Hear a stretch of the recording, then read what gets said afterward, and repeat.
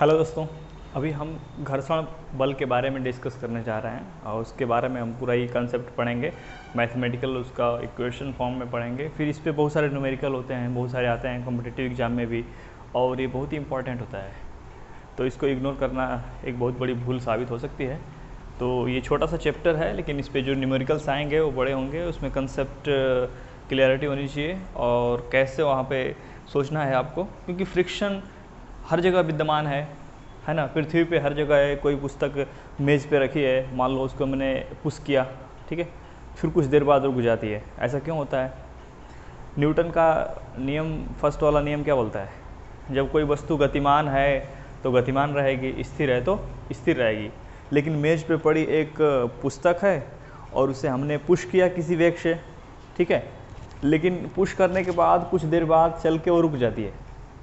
तो फिर यहाँ ऐसा लगेगा आपको कि अरे यार, न्यूटन का नियम फॉलो नहीं हो रहा है, लेकिन फॉलो हो रहा है। लेकिन वो इसलिए नहीं फॉलो हो रहा है कि एक फोर्स काम कर रहा है जो वो पुस्तक को रोक रहा है।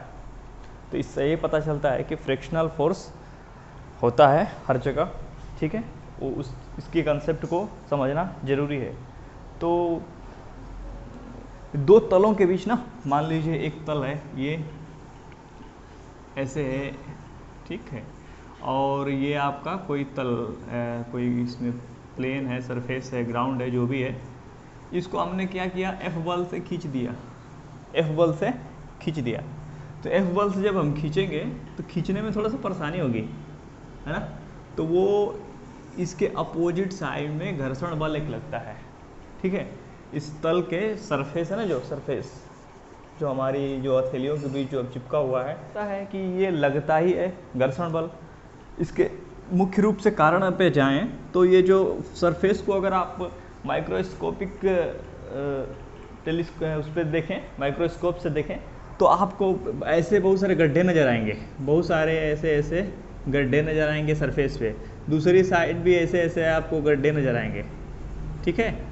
तो ये जो गड्ढे हैं ना, ये एक दूसरे में ऐसे फंस जाते हैं, कुछ आंशिक रूप से, पूर्ण रूप से, जैसे ही फंसते हैं, और फिर इनके बीच में जो फोर्स लगता है ना, वो फोर्स ही पूरा जो मतलब माइक्रो लेवल पे लगता है, वो मिल के एक तरह का रुकावट का काम करता है। तो ये घर्षण बल होता है, इसके कारण ये घर्षण बल होता है।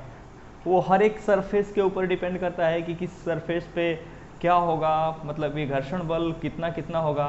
तो अभी हम कुछ प्रॉपर्टी जानेंगे कि घर्षण बल की कुछ खास बातें होती है, किस पे डिपेंड करता है। इससे पहले कुछ हम डायग्राम पे विचार करेंगे मैथमेटिकल फॉर्म में कि वो होता क्या है, ठीक है। तो अभी कुछ मैं डायग्राम बनाता हूँ और मेरे साथ आप चलिए, समझिए कि हाँ ये तो बात सही है, इस हिसाब से चलते हैं, ठीक है। तो अभी चलते हैं। तो अभी जैसे मैं एक डायग्राम बना दिया, एक यहाँ पे गुटका रखा हुआ है, ठीक है, ये ब्लॉक है, कैसे भी ब्लॉक हो ऐसे रखा हुआ है। तो अभी घर्षण पे नहीं जाएंगे, आपको पता है कि घर्षण बल होता है, ठीक है, वो होगा ही होगा, वो तो आपको उसका एग्जिस्टेंस पता हो गया। लेकिन यहाँ इस गुटके पे विचार कीजिए कि ये गुटका इस तल पे रखा है, ठीक है, इस गुटका और सरफेस के बीच घर्षण बल है। नॉर्मल सिचुएशन में जब गुटका रखा है तो इस पे इसका mg भार क्या करेगा, नीचे की तरफ क्या करेगा, काम करेगा, mg, ठीक है। जो गुटके का द्रव्यमान m है, तो पता है आपको भार इसका कहाँ करेगा, नीचे करेगा, ठीक है। तो जब भार नीचे करेगा तो आप न्यूटन का थर्ड लॉ जानते हैं। न्यूटन का तीसरा नियम क्या होता है, क्रिया बराबर प्रतिक्रिया। हर एक बल के विपरीत एक प्रतिक्रिया बल होता है। तो इसका मतलब mg नीचे बल है, तो इसका मतलब एक प्रतिक्रिया बल होना चाहिए। तो एक प्रतिक्रिया बल भी यहाँ पे होता है, जो क्या करेगा कि ऊपर की तरफ दिष्ट होगा।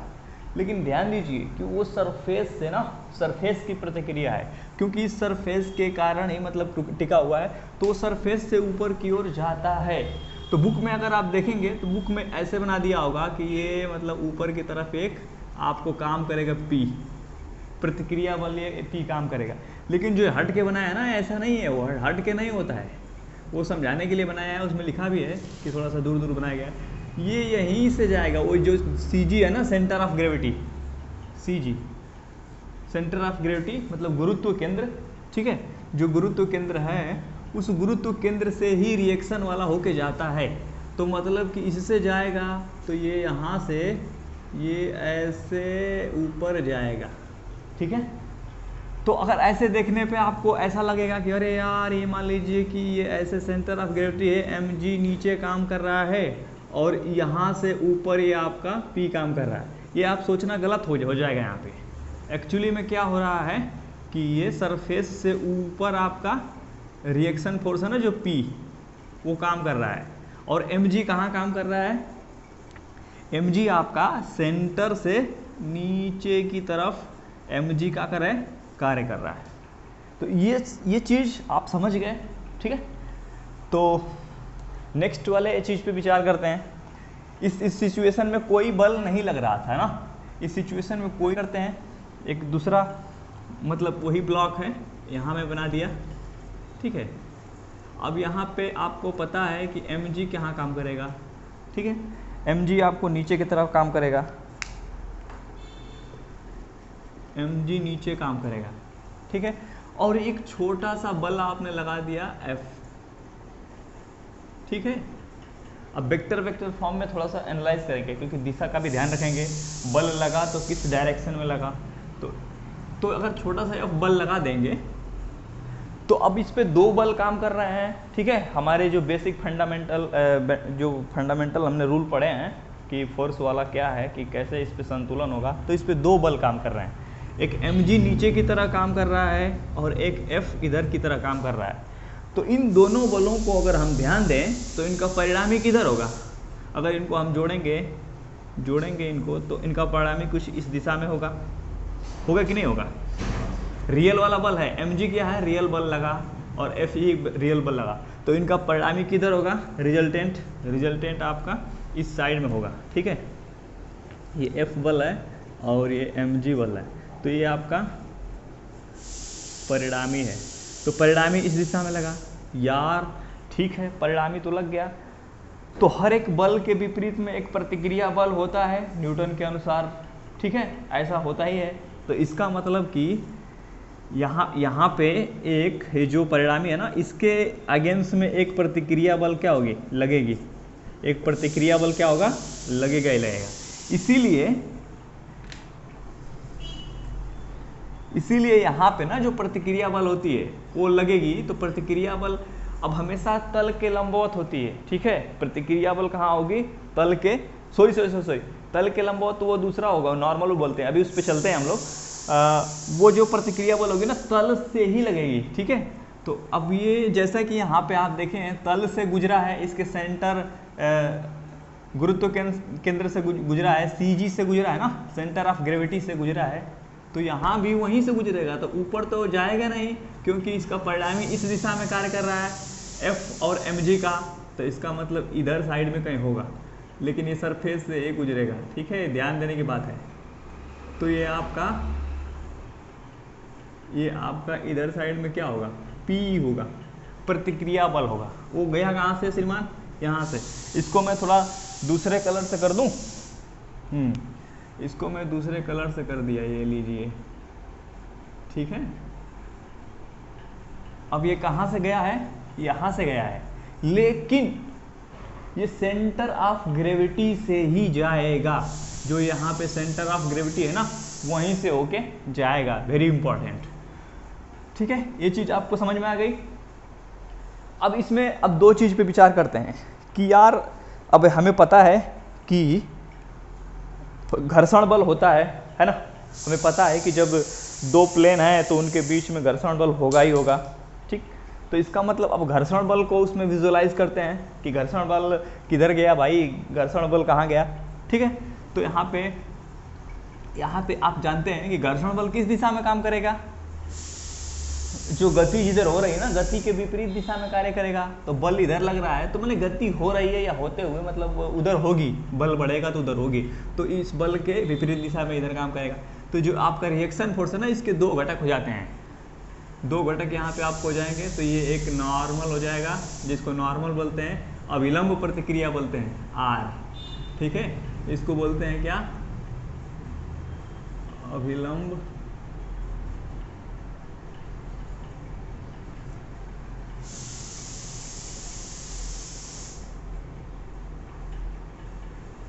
बहुत ही इसका योगदान है आगे, इसको अभिलंब प्रतिक्रिया बोलते हैं। जो ये रिएक्शन है ना, इसका रिएक्शन का दो घटक होंगे।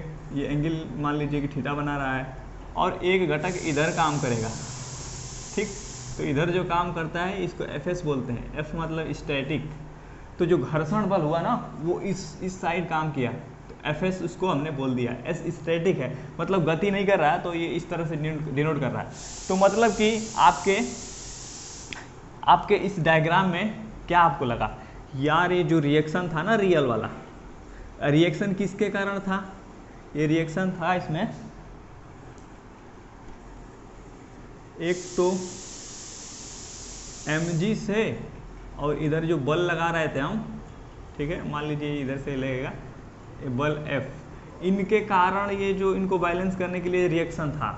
तो ये जो ना यहाँ से ये जो आपका तल है, इस तल से था, यहाँ ये तल से था, और कहाँ से गुजर रहा था? ये सेंटर ऑफ ग्रेविटी से, गुरुत्व केंद्र से गुजर रहा था।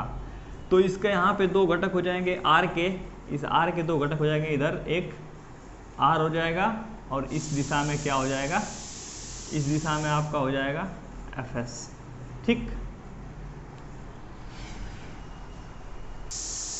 एक और बात, जो आपका ये F बल लग रहा था ना F, ठीक, और उसके बाद जो आपका mg लग रहा था, mg कहाँ था? नीचे की तरफ था mg, और p की इधर था, p इस साइड में था, ठीक है। तो इस साइड में आपका था p और इधर था f, ठीक है। ये f था इधर, नीचे को तो mg था, ये था।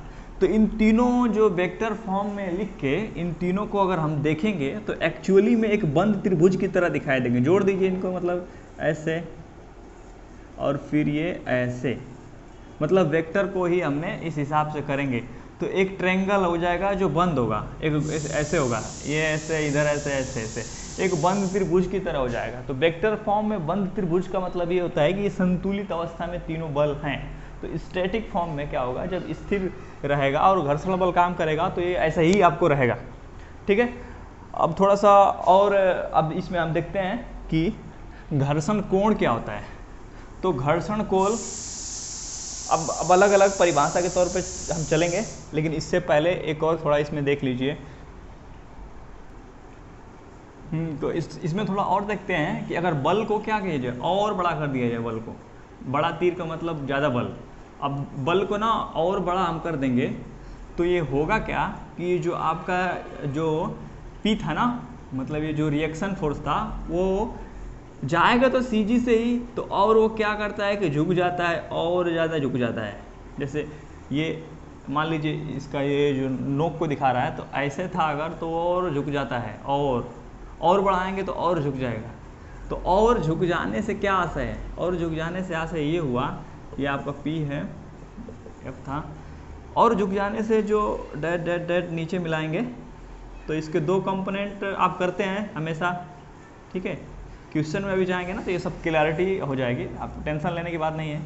तो इसके दो घटक जो है, एक नॉर्मल है जिसको अभिलंब प्रतिक्रिया बोलते हैं वो, और एक इस साइड में ये तल और इन दोनों तलों के बीच में इधर एक Fs काम करता है। ये बढ़ जाएगा, तीर भी आपको बड़ी दिखाई दे रही है, ये बढ़ जाएगा।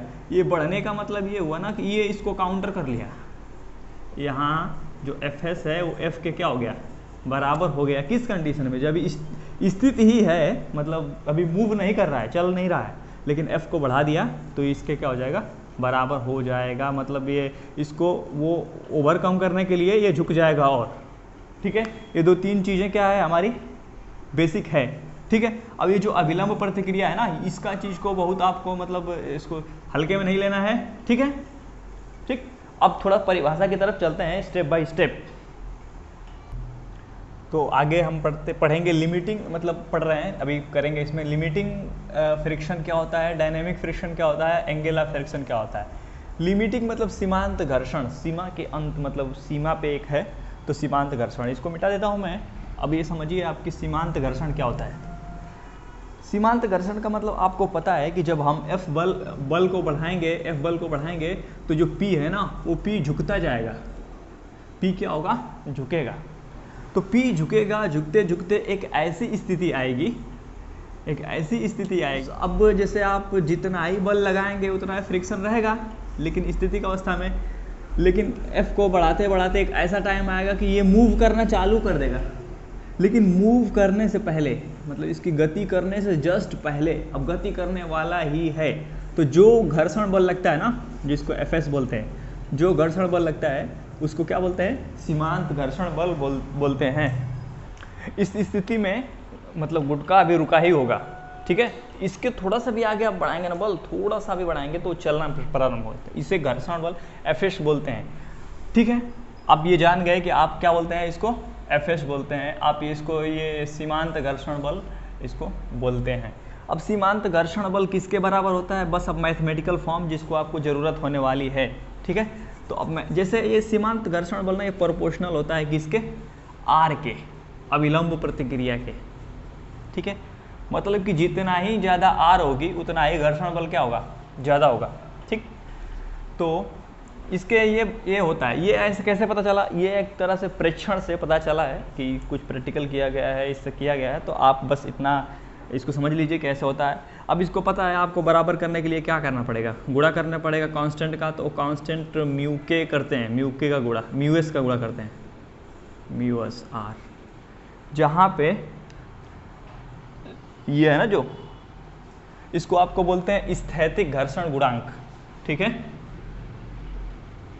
स्थैतिक घर्षण गुणांक बोलते हैं। आप आराम से एक बार इसको समझ लीजिए, फिर बाद में इसमें कोई प्रॉब्लम नहीं होने वाली है, ठीक है। इसका ही एक मतलब दूसरा रूप समझिए, इसका ही एक दूसरा रूप समझिए कि अभी तो मान लीजिए कि ठीक है, इस स्थिति में है कि अब जस्ट अब मूव करने वाला है। तो जब ये मूव करने लगता है ना, गुटका हमारा मूव करने लगता है, तो उस समय गति अवस्था हो जाती है। तो गति में भी घर्षण का काम करता है, घर्षण बल तो कम करता ही है, तो वो थोड़ा सा कम लगता है। तो सीमांत घर्षण बल से ही कम होता है। तो मतलब जब गति करने लगता है ना, तो हम उसको बोलते हैं गतिक घर्षण। उसका मान किसके बराबर होता है? उसका मान यहाँ पे हम सेम ऐसे ही होता है, लेकिन यहाँ पे म्यू के हम कर देते हैं, म्यू के आर, ठीक है। तो इसको जो हम क्या बोलते हैं, इसको हम बोलते हैं गतिक घर्षण गुणांक। म्यू के को क्या बोलते हैं? गतिक घर्षण गुणांक। अब ये जो आपका म्यू के है ना, म्यू के, ये हमेशा कम रहता है किससे? म्यू एस से, ठीक। उसके बाद घर्षण कोण। घर्षण कोण किसे कहते हैं? तो घर्षण कोण उसमें मतलब आप देखेंगे तो आपको यही मिलेगा कि जो ये वाला है ना, इसको घर्षण कोण बोलते हैं। तो ये वाला है क्या? अभिलंब प्रतिक्रिया है, ठीक है। अभिलंब प्रतिक्रिया R, अभिलंब प्रतिक्रिया R और P के बीच। तो P क्या है? P तो परिणामी है ना, किसका परिणामी है? Fs और R का। इसके एंड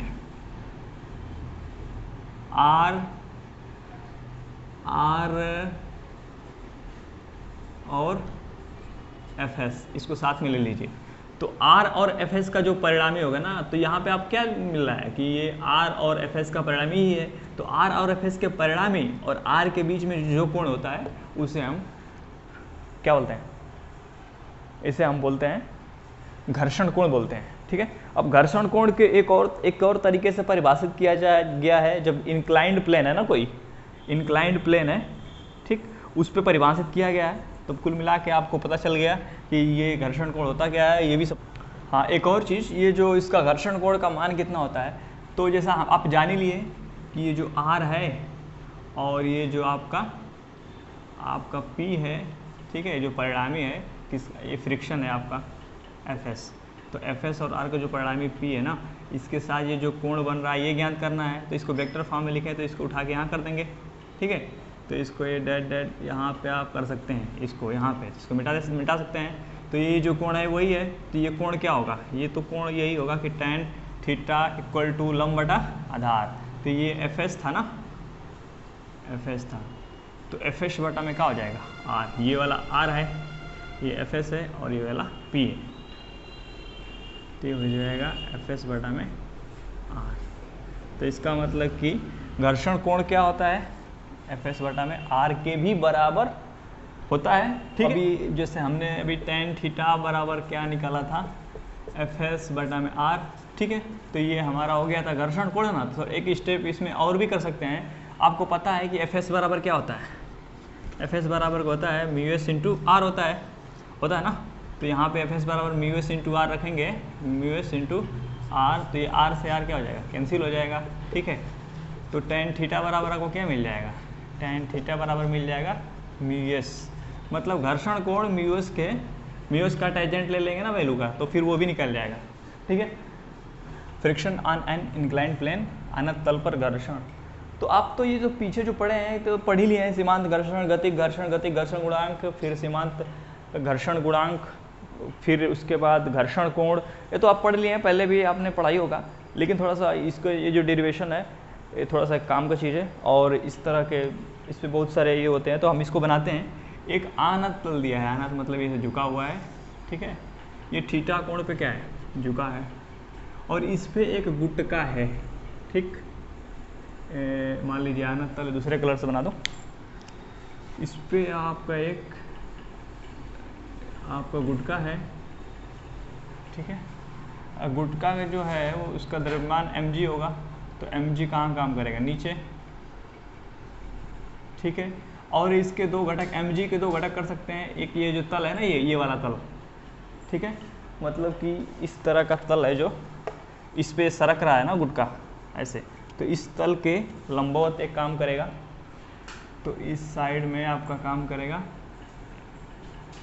mg, ये कोण क्या होगा, थीटा होगा ना, तो इधर mg cos थीटा काम करेगा, और इस साइड में क्या करेगा काम आपका mg sin थीटा काम करेगा, ठीक है। उसके बाद आपको पता है कि अभिलंब प्रतिक्रिया बल हमेशा तल के लंबवत कार्य करती है, तो अभिलंब प्रतिक्रिया बल तो तल के लंबवत ही कार्य करेगी, ठीक है। तो यहाँ पे ये मान लीजिए कि अभिलंब प्रतिक्रिया बल ये हो गया r, तल के लंबवत कार्य कर रही है। अब गुटका ऐसे रखा है तो कहाँ नीचे आना चाहेगा, नीचे आना चाहेगा तो गति के विपरीत दिशा में आपको फ्रिक्शन महसूस होगा, तो गति का विपरीत दिशा इधर होगा, तो फ्रिक्शन फोर्स किधर काम करेगा, फिर इधर तो काम करेगा ना।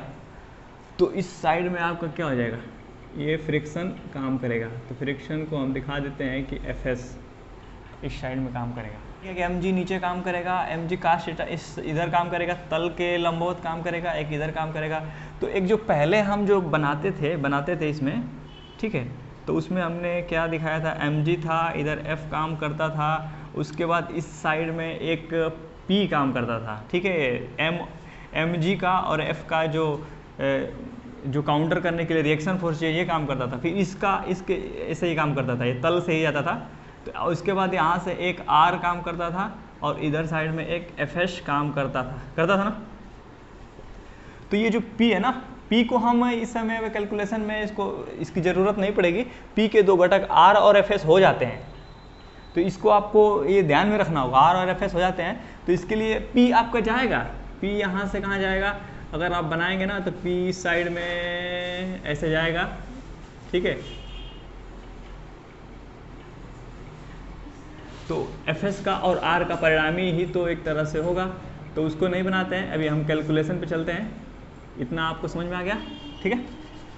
तो इसमें पता है कि ये गुटका अभी क्या है, उस स्थिति में है कि अब वो फिसलने वाला है, ये यूं बोल रहे हैं कि मतलब फिसल रहा है, ठीक। तो उस स्थिति के लिए अब हम क्या करेंगे कि बराबर करेंगे, जो भी जिसके बराबर है उसको बराबर करेंगे। तो आपको पता है कि तल के ऊपर नीचे, तल के लंबवत दिशा में किसी प्रकार की गति नहीं हो रही है, ठीक है। जब गति नहीं हो रही है तो मतलब तल के लंबवत दिशा में ये संतुलन अवस्था में है। तो संतुलन अवस्था में होने का मतलब ये हुआ कि r minus mg cos theta, मतलब ऊपर का अगर मान ले बल एक लगा r, तो ठीक एक नीचे का बल लगा mg cos थीटा, तो इसका मतलब टोटल ऊपर कितना बल लगा, r minus mg cos theta, ठीक है। अब बराबर आपको पता है कि ऊपर कोई गति नहीं कर रहा है, मतलब ये तुरंत से गति करता तो ये क्या हो जाता है, ma हो जाता, लेकिन ये इसका ऊपर कोई त्वरण नहीं है, इसका मतलब ये 0 है। ठीक, 0 है तो इसको समीकरण नंबर 1 बना दीजिए। वाह यार क्या बात है। अब फिर इस पे विचार करते हैं। ठीक है, अब गुटका ये यहाँ से फिसल रहा है बोले तो कोई त्वरण से नहीं चल रहा है अगर, तो अब इसको बनाइए mg साइन थीटा माइनस, ऊपर घर्षण काम कर रहा है ना, तो ऊपर माइनस ये हो गया आपका fs बराबर, अब इस दिशा में किसी त्वरण से चलता ना तो काम होती हमारा, लेकिन किसी त्वरण से नहीं चल रहा है। ठीक है, ये चल कैसे रहा है, ये मतलब फिसल रहा है, तो इसका मतलब इधर भी ये कोई बल नेट फोर्स नहीं लग रहा है, तो ये हो गया ये समीकरण नंबर, इसको हम बोल सकते हैं 2। ठीक है, अब उसके बाद आप यहाँ से निकाल सकते हैं fs। ठीक है, तो ये आपका निकल गया यहाँ से fs बराबर हो गया आपका mg साइन थीटा।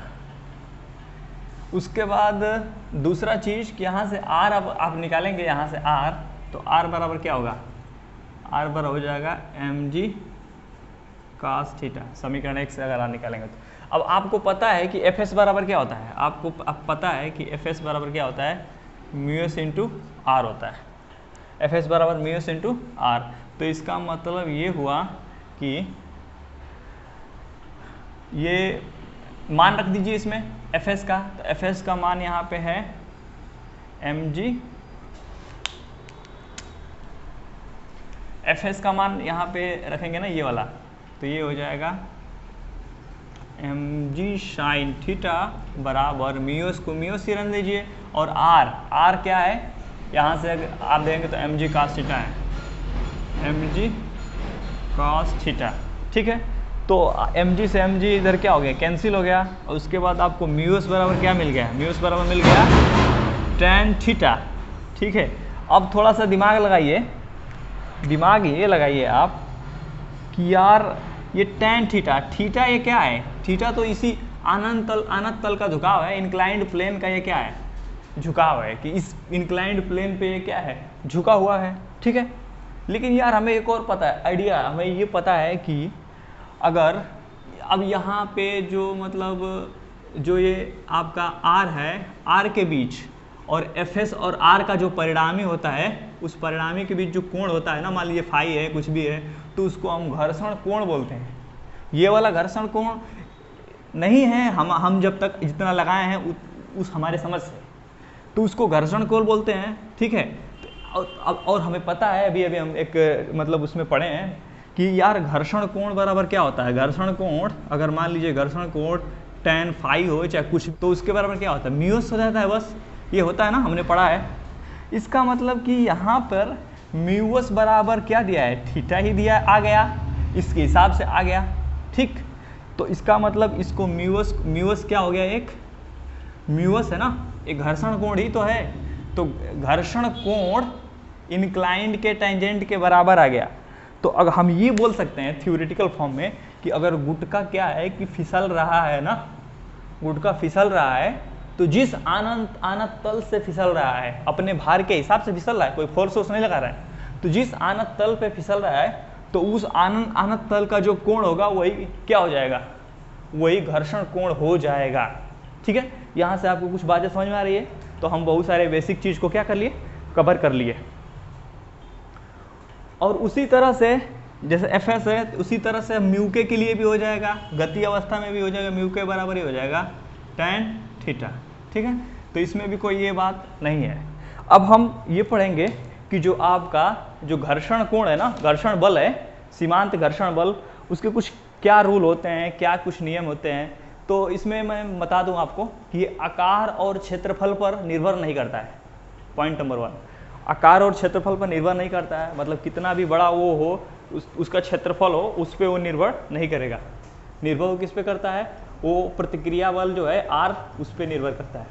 बाकी सवाल में आएंगे उस हिसाब से करेंगे। ठीक है, थैंक्स फॉर वॉचिंग।